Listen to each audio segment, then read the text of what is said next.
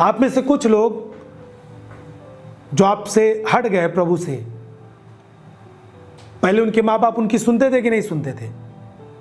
पहले वो काउंसलिंग करते थे कि नहीं करते थे? करते थे।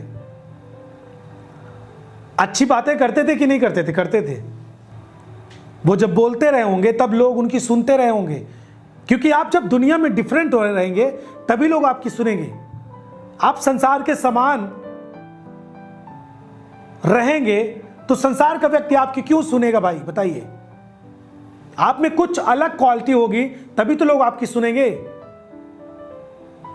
आप वही पुरानी बात ये बहुत अच्छी है, वो बहुत अच्छी है, मैं ये करता हूँ, बहुत अच्छा है, ये करो तुम भी करो, ये ऐप चलाओ इससे बहुत मजा आएगा।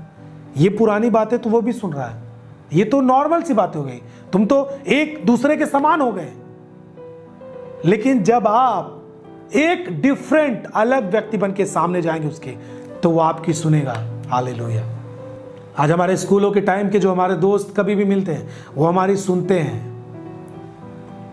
बहुत ध्यान से सुनते हैं कि भाई क्या बोल रहा है, इसकी सुनो, ये बहुत अच्छी बातें बोलता है।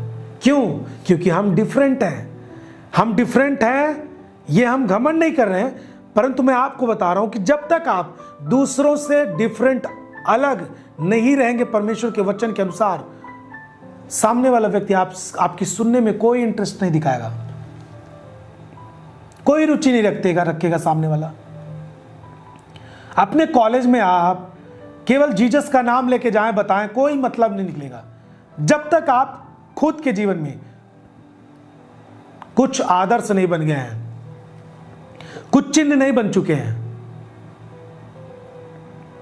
मैं आपको बोलना चाहता हूं, जब आप अपने परमेश्वर को याद रखते हैं, आप जब जहां भी जाएंगे लोग आपकी सुनने के लिए आपके चारों ओर बैठ जाएंगे और आपकी सुनेंगे। और यही चीज उनको पाप से निकालेगी, यही चीज उनको प्रभु के पास लेके आएगी, यही चीज उनको कायल करेगा और वो मन फिराएंगे। और ऐसे करके आप परमेश्वर की सेवा कर पाएंगे, और ऐसे करके आप परमेश्वर को याद कर सकते हैं। हालेलुया। लेकिन जो आज संसार में फिर से चले गए, उनकी ना उनके माँ बाप सुनते हैं, उनकी ना उनके कोई सुनता है। वो खुद बिजी हो चुके हैं रील्स में, वो खुद बिजी हो चुके हैं अलग अलग यूट्यूब्स पे, अलग अलग चीज़ों में बिजी हो चुके हैं, संसार के कामों में। उनको मसीह के गाने नहीं पसंद, बेवफाई के गाने पसंद हो गए, फिल्मी गाने उनको पसंद हो चुके हैं। तो कौन उनके जीवन में नियंत्रण लेगा, आप समझ सकते हैं। हालेलुया। आप चाहते हैं कि आपकी जवानी को कोई तुच्छ न समझे, तो इसको वचन में 1 तीमुथियुस 4:12, कोई तेरी जवानी को तुच्छ न समझने पाए। जितने भी मुझे देख रहे हैं युवा, कोई भी आपकी जवानी को तुच्छ न समझने पाए, इसके लिए क्या करना है?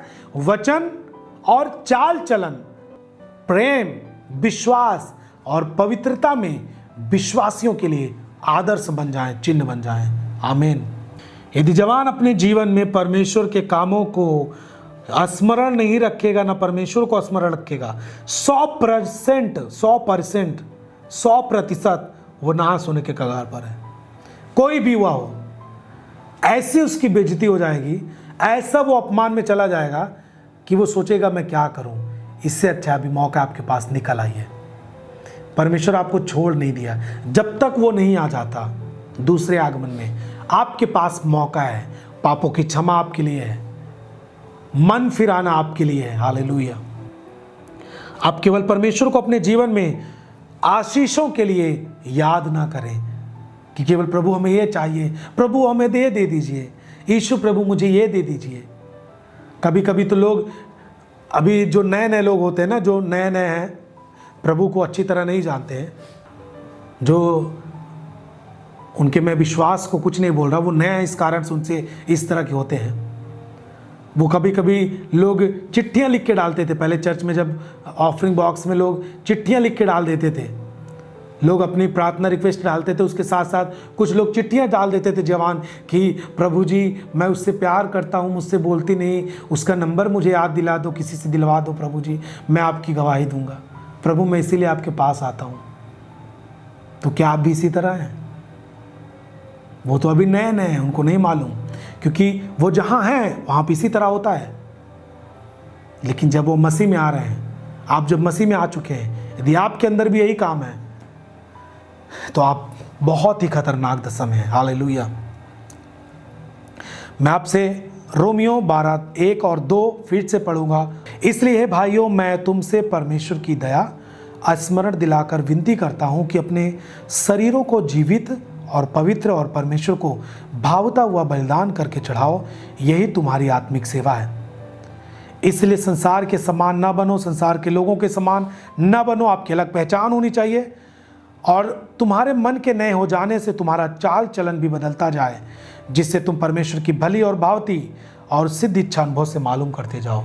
सबोपदेशक 12:1, हे जवान, अपनी जवानी के समय में परमेश्वर को स्मरण रख। सबोपदेशक 12:1, अपनी जवानी के दिनों में परमेश्वर को, सृजनहार को स्मरण रख। पहला तीमुथियुस 4:12 भी पढ़ेंगे एक बार। मैं आपको याद दिला रहा हूँ वचनों को। कोई तेरी जवानी को तुच्छ न समझने पाए, पर वचन और चाल चलन और प्रेम और विश्वास और पवित्रता में विश्वासियों के लिए आदर्श बन जा। और आप परमेश्वर की सेवा कर सकते हैं इस तरह से। आपके अंदर एक बोझ होना चाहिए लोगों को बचाने का, दूसरों को भी इसी जीवन में लाने का जिसमें आप जी रहे हैं। जिस आनंद में आप जी रहे हैं, इस आनंद में उन्हें भी निकाल लेके आओ उन गड्ढे से जिसमें वो पूरी तरीके से पाप में फंसे और बोल रहे हैं, प्रभु कोई तो मुझे बचाओ, मैं क्या करूं, दुनिया में मैं कुछ नहीं कर पा रहा हूं। आपको पता कि इस दुनिया में जितने भी पाप में हैं, व्यभिचार में लोग जीते हैं, वो रो रहे हैं क्योंकि उनको सच्चाई नहीं मालूम। आप अपने खुद की लाइफ से, खुद के एक्सपीरियंस से, अनुभव से आपको पता चल सकता है। आप इस पे मेरी बात को सहमति दे सकते हैं और समझ सकते हैं कि वो व्यक्ति जो प्रभु को नहीं जानता, जो इस तरह की सच्चाई नहीं जानता, वो क्या करता होगा। क्योंकि उसको पता है इससे निकल कर भी क्या कर सकता हूं मैं, क्योंकि उसको नहीं मालूम कि इससे अलग भी कोई दुनिया है, इससे अलग भी कोई है जो एक अलग जीवन देता है। वो उसी में मर रहा है, वो सोच रहा है मुझे कोई नहीं बचा सकता, मैं क्या करूं। एक से बात कर रहा हूं, इच्छा नहीं पूरी हो रही, दूसरी लड़की से बात कर रहा हूं, दूसरे लड़के से बात कर रहा हूं, 3-3, 4-4 से बात कर रहा हूं। लेकिन आपको पता ये क्यों हो रहा है? अगर परमेश्वर ने नियम बनाए होते तो एक से आप नहीं संतुष्ट होते। अगर जवानी इसीलिए होती। लेकिन मैं आपको बोलना चाहता हूं, ये सब चीजें नाश करती हैं।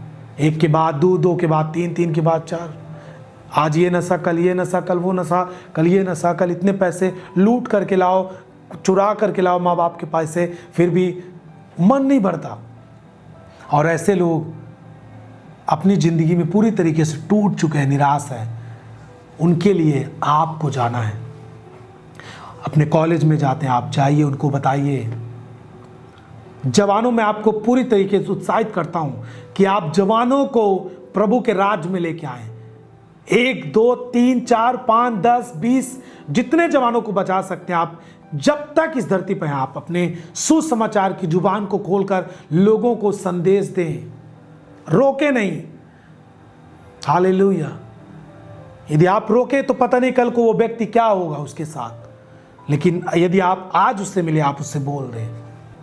जब आप ज्यादा वचनों को पढ़ेंगे, अनुभव आपके अंदर होगा। आप ऐसी ऐसी बातें, जब आप जो सुन रहे हैं, इन सब बातों को जब एक जवान के सामने रखेंगे, वो अपनी पिछली जिंदगी को, जिसमें वो जी रहा है, उस जिंदगी को आपकी बातों से तौलेगा और बोलेगा, सच में ये जिंदगी बहुत खराब है, ये जो भाई कह रहा है ये बहुत अच्छी है। फिर उसको प्रभु में आने का मौका होगा। सुसमाचार नहीं सुनाएंगे लोग, कैसे आएंगे प्रभु में? हालेलुया। बीमारों के लिए प्रार्थना करो, जो पाप में उनको सुसमाचार दो, लोगों को छुड़ाओ। परमेश्वर ने आपको सुना है। अपनी पढ़ाई के साथ साथ परमेश्वर के काम को करें, सुसमाचार सुनाएं, जवानों को जीतें, आदर्श बन जाएं। कोचिंग में, इंस्टीट्यूट में, कॉलेज में, बाजार में, रिलेशन में, अपने घर में, परिवार में, गांव में चिन्ह बन जाएं, आदर्श बन जाएं।